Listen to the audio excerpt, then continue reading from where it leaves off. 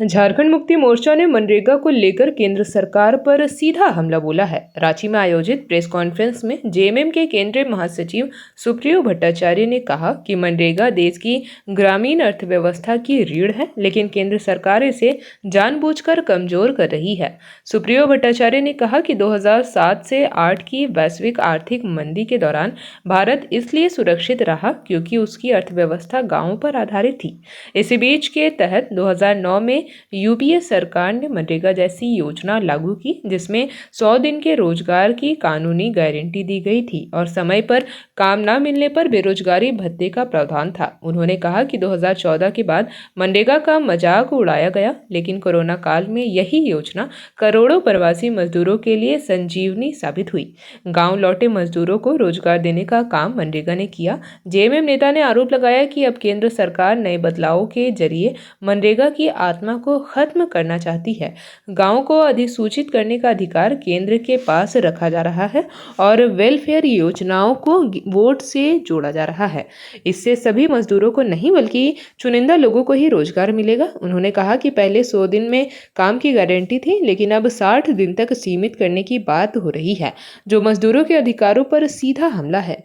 Biometric और कमजोर internet व्यवस्था के कारण भी मजदूरों को परेशानी हो रही है। सुप्रियो भट्टाचार्य ने यह भी कहा कि झारखंड को पिछले कई वर्षों से मनरेगा और खनन की केंद्रीय राशि नहीं मिल रही है, जो संघीय व्यवस्था को कमजोर करने की साजिश है। उन्होंने कहा कि जेएमएम इस बदलाव का विरोध करेगी और मजदूरों के हक की लड़ाई जारी रखेगी। आप सबको थोड़ा पीछे लिए चलते हैं। 2007-8 में जब पूरे विश्व में आर्थिक मंदी का समय चल रहा था, बड़ी बड़ी अर्थव्यवस्थाएं ध्वस्त हो रही थी, जिसमें नंबर 1 की अर्थव्यवस्था यूनाइटेड स्टेट्स ऑफ अमेरिका का था, पूरा यूरोपीय देश था और एक वैश्विक संकट था। उस समय भी भारत की अर्थव्यवस्था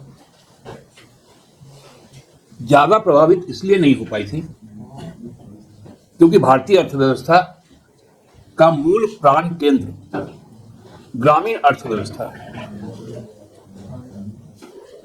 उस वक्त लगभग 85% संपूर्ण अर्थव्यवस्था ग्रामीण स्तर पर निर्भर होती थी, खेती पर ही निर्भर थी और इसलिए उस संकट का आगामी दिनों में कोई असर ना हो। 2009 में जब यूपीए की सरकार बनी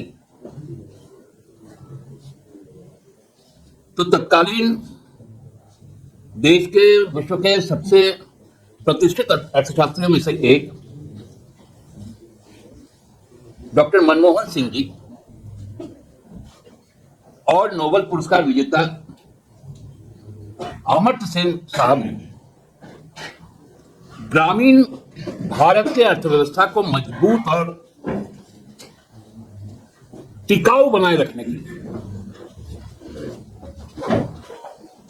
एक ऐसा व्यवस्था विकसित किया जिसको हम लोग मनरेगा के नाम से जानते थे, Mahatma Gandhi national rural employment guarantee act.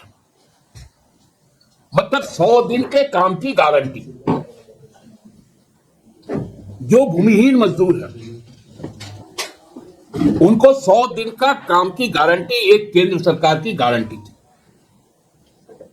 और कोई भी मजदूर जो भूमिहीन है वो मजदूर यदि काम मांगने पंचायत जाए तो यह कंपलसरी और मैंडेटरी था कि उनको 15 दिनों के अंदर काम देना होगा, अन्यथा वो बेरोजगारी भत्ता उसी अनुरूप पाने का हकदार हो जाता। 2014 में जब सत्ता परिवर्तन हुआ तो आज के प्रधानमंत्री और तब के भी प्रधानमंत्री संसद में उन्होंने एक भाषण दिया था इसी मनरेगा को लेकर। उन्होंने हार्वर्ड और हार्ड वर्क का भी जिक्र किया था और अपना अर्थव्यवस्था मोदीनोमिक्स पेश किया था। उस वक्त उन्होंने कहा था कि भारतीय अर्थव्यवस्था को ढाने वाले इस व्यवस्था को मैं बनाए रखूंगा ताकि ये जीता जाता मोमेंट जो प्रतीक जो है वो देश को लिखे कि यूपीए सरकार ने भारत के अर्थव्यवस्था को कैसे बर्बाद कर। ये बात आप लोगों को मालूम है, बहुत तालियाबाजी थी।